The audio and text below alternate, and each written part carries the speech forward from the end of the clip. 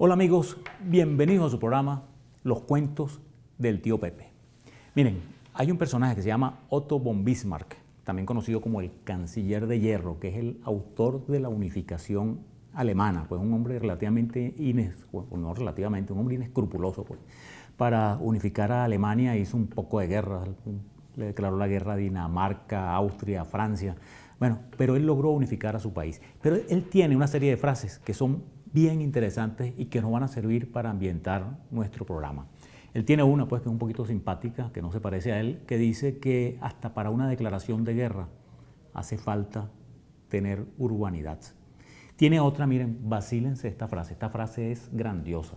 Él dice que la diferencia entre un político y un estadista es que el político está pensando en las próximas elecciones y el estadista está pensando en la próxima generación. Eso es de meditarlo, pues, porque lamentablemente, pues, lo que abundan son los políticos que están pensando en las elecciones y no en el futuro a largo plazo del país. Y la tercera frase con la que vamos entonces a ambientar nuestro programa es que él decía que una guerra en Europa solo podía comenzar con una estupidez en los Balcanes, o que podía empezar con una estupidez en los Balcanes. Y ese es el programa que les tenemos hoy: Sarajevo y el inicio de la Primera Guerra Mundial. ¿Qué son los Balcanes? Bueno, vamos a ambientarnos en este mapa de Europa. Vean que Europa tiene tres penínsulas hacia el sur. O sea, la primera, pues, la península ibérica, donde están España y Portugal. Después, en el medio, vean la península italiana, pues la bota italiana. Y vean esta otra que les resaltamos ahí, es lo que se llama la península balcánica, donde está Grecia y una serie de países, vamos a decir, Serbia, Bulgaria, Montenegro, Croacia, una serie de países pequeños que están en esa península.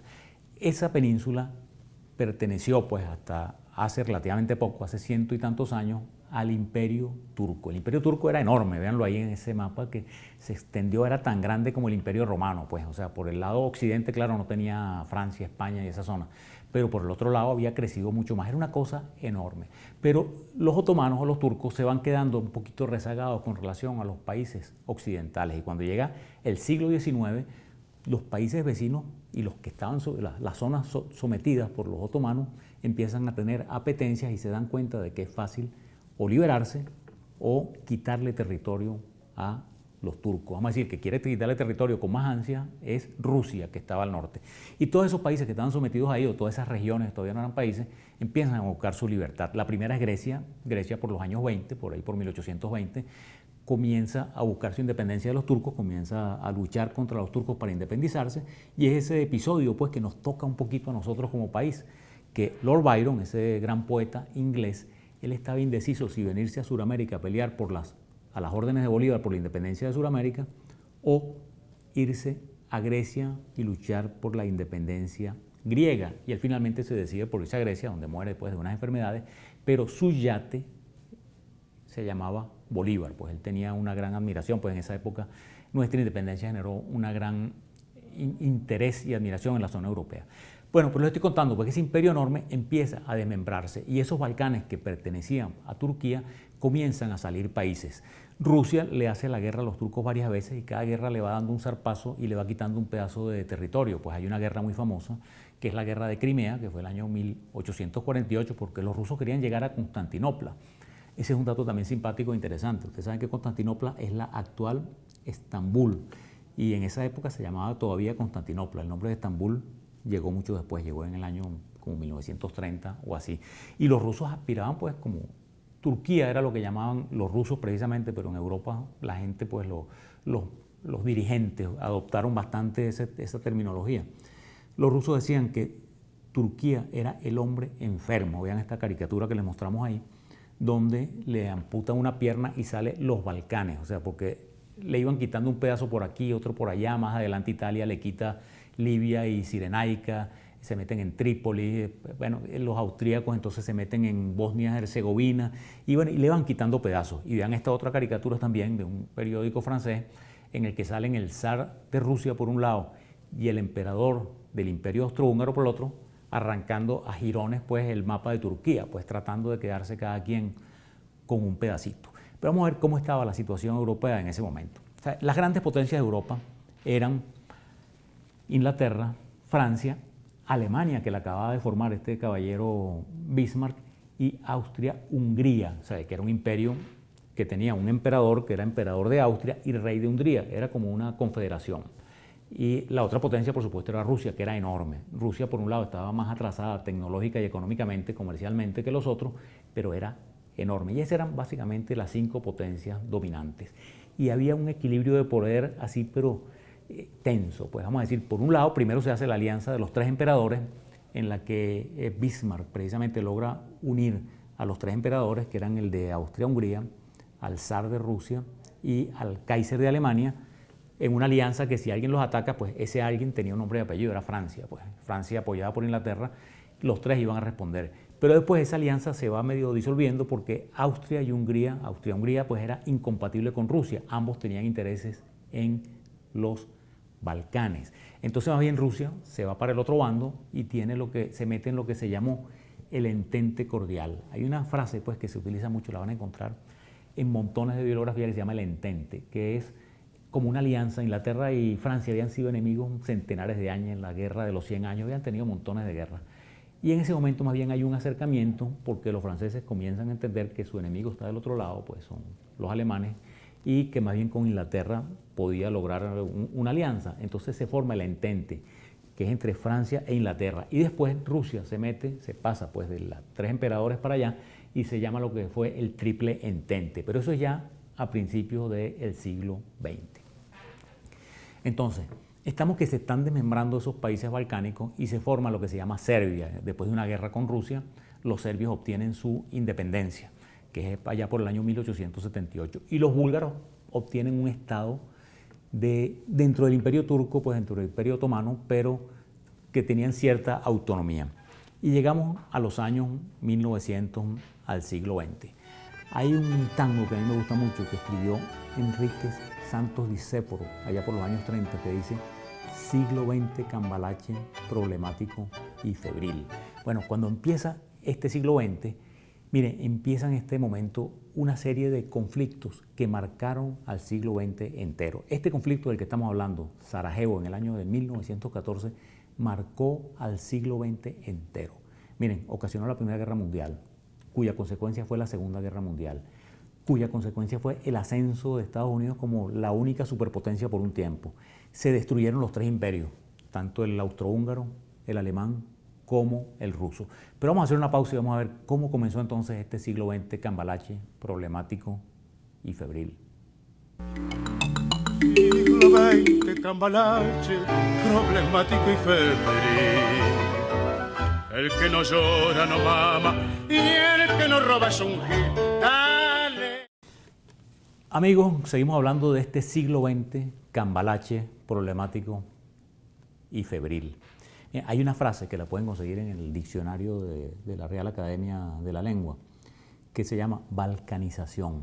Balcanización, búsquenla ahí, es algo así, es una frase geopolítica, que es cuando una cosa se divide en un país se divide en varias cosas más pequeñitas, que son vecinas, que están pegadas una al lado de otra y que son completamente hostiles. Por eso Bismarck decía eso de que la guerra podía empezar con una estupidez en los Balcanes, porque eran paisitos unos pegados al otro, que tenían diferente etnia, diferente religión. Y fíjense que eso ha sido tan problemático que hasta a finales del siglo XX también y a principios del XXI tuvo esa guerra en Kosovo, pues esa guerra en los Balcanes en la que se cometieron genocidios y limpiezas étnicas y toda esa serie de barbaridades.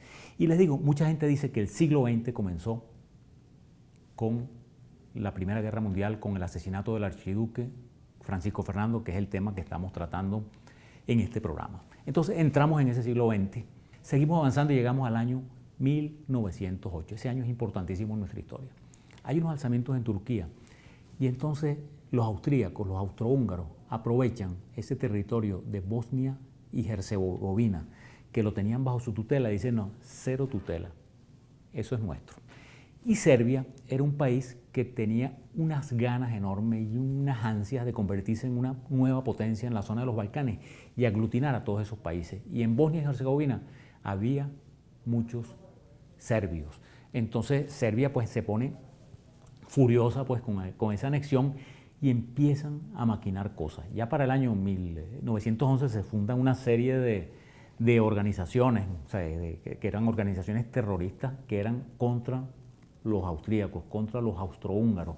Se forman varias, hay una que se llamaba, la más importante, la Mano Negra, pero hay otras que tienen nombres, ahí se los pongo, pero para no decírselos de memoria, pero tienen nombres así como Patria o Muerte, pues, o sea, como ese tipo de cosas, pues. Entonces, esas organizaciones lo que perseguían era un asesinato, un crimen, algo, golpear al imperio austrohúngaro. Pero todavía en la zona de los Balcanes quedaban muchos territorios en manos de los turcos. Y los turcos, como decía el zar, eran el hombre enfermo. Entonces, bueno, comienzan los italianos. El año 1912 le declaran la guerra a Turquía y le arrancan otro pedazo en África, le quitan lo que era Libia y Cirenaica y Trípoli, esa zona de Libia, pues el norte de África.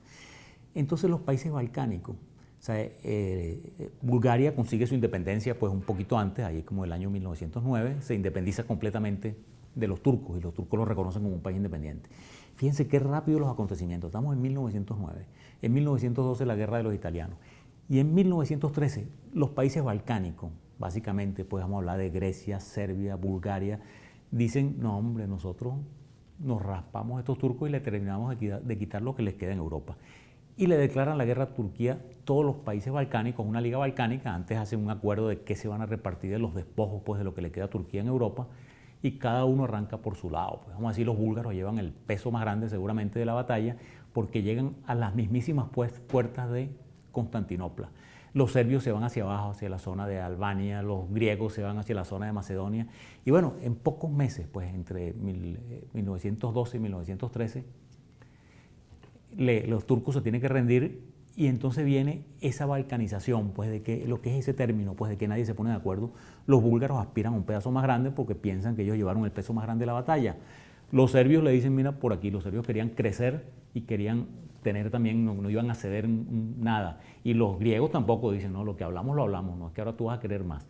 Entonces se forma otra guerra que es lo que se llama la Segunda Guerra Balcánica. Imagínense qué locura, por eso la palabra balcanización tiene tanto sentido.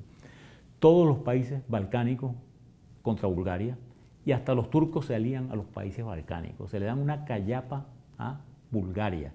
Entonces, claro, Bulgaria pues pierde, se tiene que rendir y se hacen una serie de tratados con la repartición de terreno. Bulgaria salió, bueno, aunque quedó con más territorio que antes de la Primera Guerra Balcánica, ahí vean las ganancias territoriales de cada uno, vean lo que ganó Serbia, lo que ganó Grecia, lo que ganó Bulgaria, pero los austrohúngaros que le tenían celos a esa Serbia, que tenía esas ansias de poder, hacen que se forme un país nuevo que es Albania, que le cierra el paso a Serbia hacia el mar Adriático. O sea, ellos hacen que Serbia no tenga costa en el mar, lo cual pues era vamos a decir, indeseable para ellos. Ellos querían tener al mar para tener una economía abierta, tener barcos, comerciar, etc. Y los austrohúngaros se oponen. Entonces, ese odio entre Serbia hacia los austrohúngaros se va haciendo cada vez más fuerte. Vamos a ver ahora qué estaba pasando en Austria-Hungría. En Austria-Hungría estaba el emperador que se llamaba Francisco José. Él había tenido un hijo que era el heredero, vamos a decir, natural, que era su hijo Rodolfo. El hijo Rodolfo, para mí, amigos míos, miren, le patinaba algo por ahí, porque ese joven, con poco más o menos 30 años, se suicida en un sitio que se llama Mayerling con su amante. Pues se va con la mujer en una noche ahí de amor, qué sé yo qué, y después él mata a la mujer y se mata a él. Es una cosa que no está completamente esclarecida, pero esa es la versión oficial, por decirlo de alguna forma. Se mata a la señora y se mata a él. Y va quedando de heredero un sobrino del emperador que se llama Francisco Fernando. Francisco Fernando tenía ideas fabulosas. Él pensaba, de alguna manera, así como ellos estaban federados de alguna manera con los húngaros, federar a esa parte serbia, que era Bosnia y Herzegovina, pues que darles autonomía, darles cosas. Entonces, claro, eso hubiese liquidado los sentimientos independentistas, por lo menos violentamente. Los tipos, si le dan cierta autonomía, seguramente hubieran accedido a pertenecer a ese gran imperio, que era una de las potencias más importantes de Europa, y en lugar de pretender la separación, que era a costa de una guerra o a costa de cosas terroristas. Entonces, estos terroristas que sí querían la separación definitiva, más bien piensan que ese es un objetivo para ellos. Pero ellos habían tenido una serie de atentados contra personajes austríacos. Hay un atentado muy importante que hacen los serbios contra el gobernador de Bosnia, que lo hace un señor que se llamaba Serajic. Ese señor le echa 5 disparos al gobernador, no lo mata, pero él llega y se suicida después de cometer el atentado. Y a la tumba de este hombre iba a visitarlo y pasaba horas admirándolo y eso, un muchachito que se llamaba Gavrilo Princip. Gavrilo Princip es el personaje más importante de nuestra historia junto con Francisco Fernando. Y vamos a una última pausa y vamos a ver cómo este Gavrilo Princip asesina al archiduque de Austria, heredero del trono. Una pausa y seguimos hablando de este siglo XX Cambalache. Siglo XX Cambalache, problemático y febril. El que no llora no mama y el que no roba es un gil. Dale. Amigos, seguimos hablando de esta historia que cambió nuestras vidas. Esta historia que el mundo pues ya fue diferente cuando este muchachito de 19 años asesina al heredero al trono del imperio austrohúngaro. Miren, el jefe de la Mano Negra era un caballero que había atentado, se llamaba Dragutin Dmitrievich, que lo llamaban Apis. Apis es más sencillo para nosotros. Este Dragutin o este Apis había sido uno de los que asesinó al rey de Serbia, Alejandro I. O sea, vamos a decir un hombre de armas tomar. Y él está entrenando a sus muchachos en la Mano Negra. Los muchachos era bueno que fueran menores de 20 años, porque en el Imperio Austrohúngaro no había pena de muerte para menores de 20 años. Entonces él tiene un grupo de jovencitos, pues. Y este Gavrilo Princip, pues, que era un tipo también obsesionado con esa cuestión serbia y de la independencia, había nacido en la zona de Bosnia y Herzegovina. Pero él estaba obsesionado con esas cosas, entra en ese grupo. Y ellos están planeando atentar contra el gobernador de Bosnia y Herzegovina.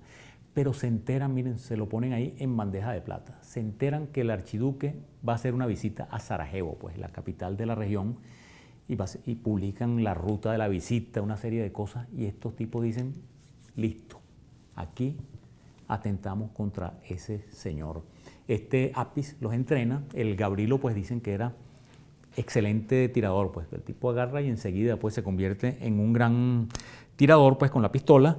Y hay otro que se convierte también en un gran lanzador de bombas que se llamaba Gavrionik. Este Gavrionik era también una persona menor de edad y los dos tenían tuberculosis, era otra característica, pues. Que ellos no tenían mucho que perder porque no iban a vivir mucho. Entonces se alistan en la región, son un grupo de 6, 8 personas que van a participar del atentado.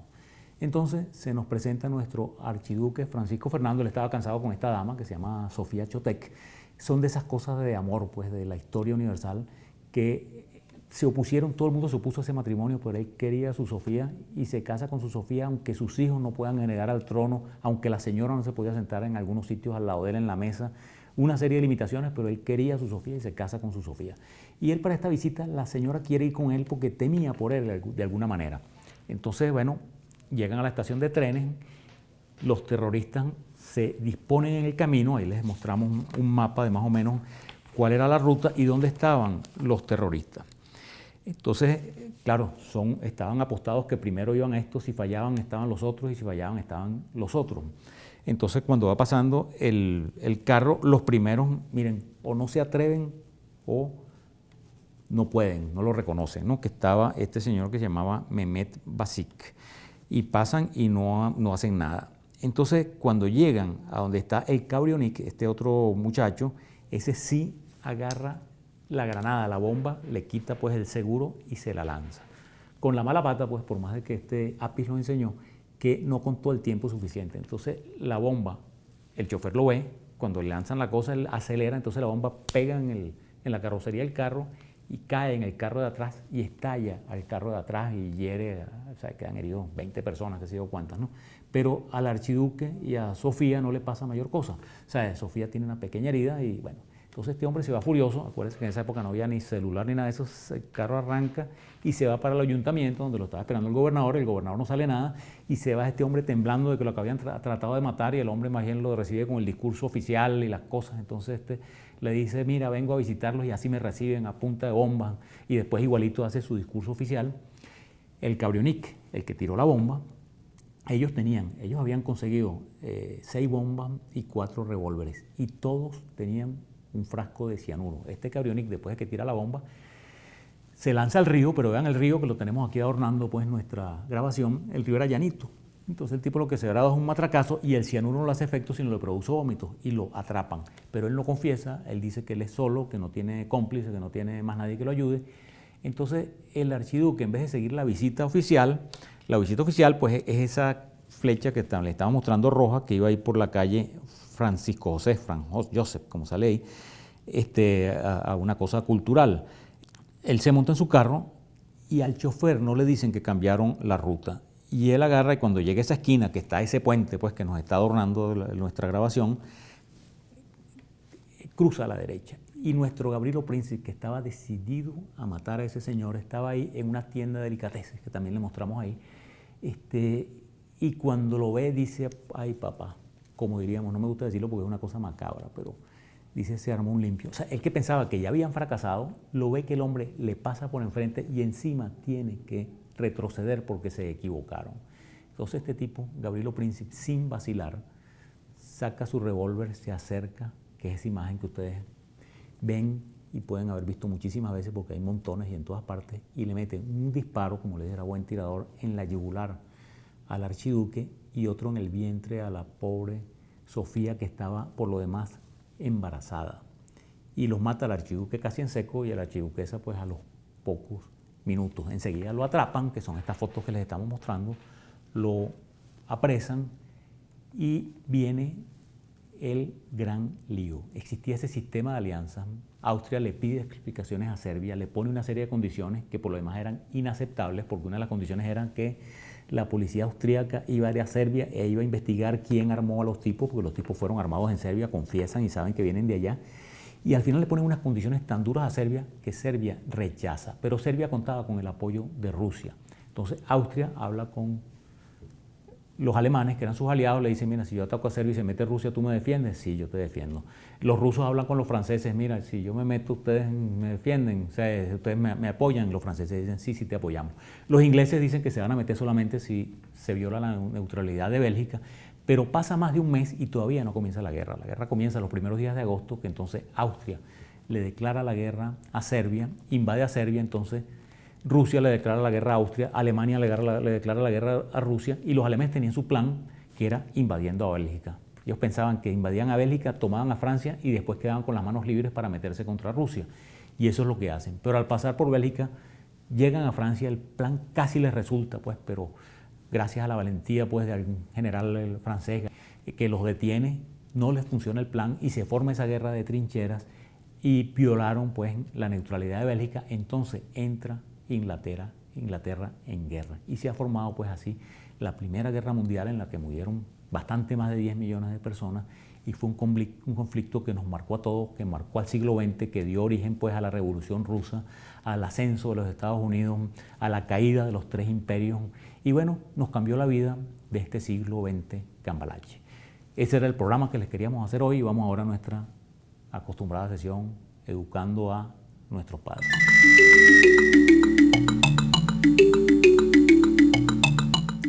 Educando a nuestros padres. Miren, amigos, en este Educando a nuestros padres yo quiero hacer un poquito más de énfasis en la famosa frase de Bismarck, en la que el político piensa en las próximas elecciones y el estadista piensa en las próximas generaciones. Eso también depende del pueblo, porque el pueblo tiene que ser capaz de valorar y diferenciar entre un político y un estadista.